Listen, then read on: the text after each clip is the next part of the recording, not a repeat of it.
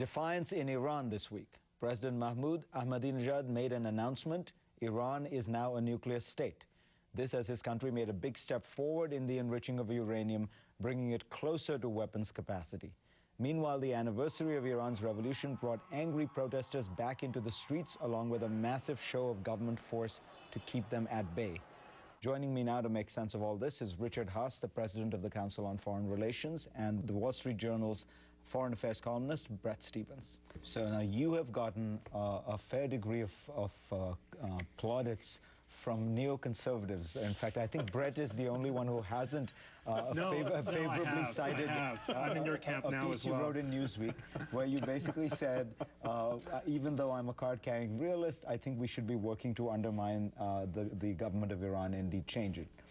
Now, what would you do if the Iranians were to come to the United States and say, you know, these back-channel negotiations you've been trying to do, let's talk. Let's see if there's some way we can come up with a deal that is satisfactory. Would you not? You would be negotiating with Ahmadinejad. You'd be negotiating with a regime that would, and it would give it credibility. So would you not do that because you want to undermine the regime? If I thought there was a serious Iranian willingness to engage in real negotiations as opposed to simply buying time, I would negotiate with them.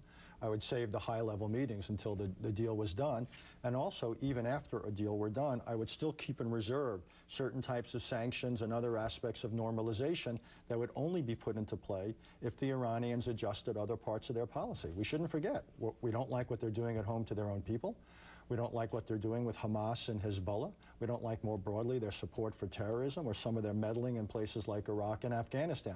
So we have a whole menu of issues, and we shouldn't take all of our incentives or eliminate all of our sanctions simply because of the nuclear issue. But I take your point. If we get an acceptable deal on the nuclear issue, we should not walk away from that either. But I would just say... Is he taking away what he just gave? Is he sort of suddenly becoming, he's back to being the realist? This is what happens when you're a diplomat as opposed to a columnist. I think your hypothetical is wrong, in that I think what we've learned in the year-long effort to engage the Iranians is just how central anti-Americanism is to the ideological nature of the regime. A different kind of regime would have seized the deal that Obama was offering. It was an extraordinary offer. We were prepared, or through our allies, to enrich their uranium for them to practically 20%, which is what they're now threatening to do anyway. There's a reason why, as we have sought to engage the Iranians, they've become more hostile, not less, and that goes to what the ideological pillars of the regime are. Well, without anti-Americanism, this becomes a normalized regime. But to be fair, Brett, the Pakistanis never accepted the offer to have outsiders enriched for them. The Indians have never accepted it. Is it so peculiar that Iran, which thinks of itself as a proud nation, with 60% of the people, you know, in support, say, no, we don't want this. But it wasn't simply on the nuclear issue where we were rebuffed. We were rebuffed at every turn. President Obama offered this extraordinarily conciliatory message to the Iranian people last Iranian New Year's, last February or March, and Khamenei's response was derisive. It became increasingly derisive, not simply on nuclear issues, but on a whole... So you're saying basically no point negotiating with them, right? Well, I think that is what we ought to have learned from the last year. If the negotiations, and you know, I think what Brett says, you know, it is true, certainly, that it's remarkable how many opportunities they've had to get engaged seriously and that they have chosen not to take. So just to slightly disagree with one point, I still don't think we ought to be the one to pull the plug on the negotiations.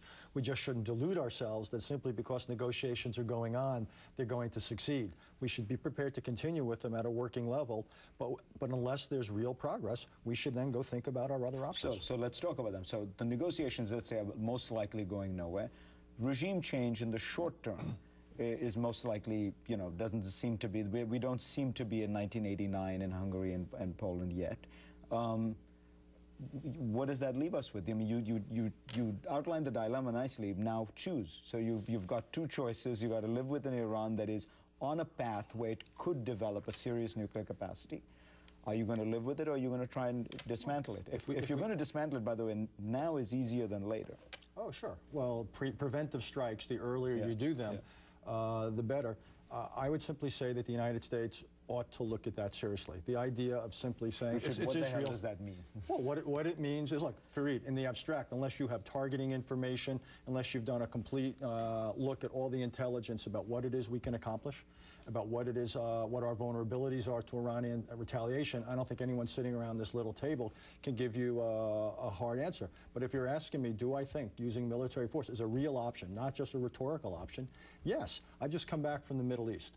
And what's clear to me in the Arab world is people do not want to see an Iranian weapon. It would be transforming in the worst possible way for that part of the world. We have to be serious, and I don't think we should necessarily just hide behind Israel's skirts.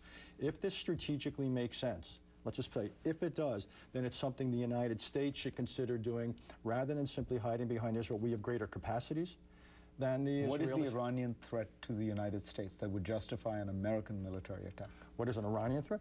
Well, the idea of a Middle East in which not simply Iran, but other countries would then likely follow suit and have nuclear weapons. The idea that that would dramatically increase the likelihood that nuclear weapons would not only be introduced in the physical sense, but used, goes up tremendously with all that means for that part of the world, access to oil and the rest. I mean, look, I think I agree with what Richard said. We have three difficult options. There's containment, which I don't think could work for the reasons that Richard just mentioned. There's an Israeli strike, which I think would be very problematic for a number of reasons. First, the question of its efficacy, and secondly, the question of its repercussions. And then there's the third possibility, which is contemplating American military action, which is not without cost, not without risk, not without serious worries. But the thing about the Iranians is, in foreign policy terms, they've been incredibly rational. They've been incredibly calculating. There's no reason why one would assume you couldn't deter or contain them. Well, they have been rational. They have been rational at times. The Ayatollah Khomeini was quite rational in ending the Iran-Iraq war. I just don't think we can assume it, given what some of the things people like Ahmadinejad have said. It may be theater. On the other hand, you don't nearly assume it. They would become far more radical, I believe, in their foreign policy. And again, I don't believe it would stop there. I don't believe the other countries in the world, no matter how much missile defense, no matter how many security guarantees we put out there, we'd have to assume that security and stability in the Middle East would be degraded if the Iranians went this path. But I think, look, your question is a legitimate question. You've got two wildly, I think, unattractive choices: using military force or simply tolerating or living with an Iranian nuclear weapon. I hope we don't get to that point. You know, Yogi Berra's old line, when you reach a fork in the road, take it. This is a truly unattractive fork, which again is why people like me keep saying, are there things you can do to weaken the regime or change its calculus? But we may get to that point, in which case this president is going to have to make a truly historic decision, because each way, I think, it has real repercussions and real costs. I don't see necessarily a lot of upsides of either one of those choices.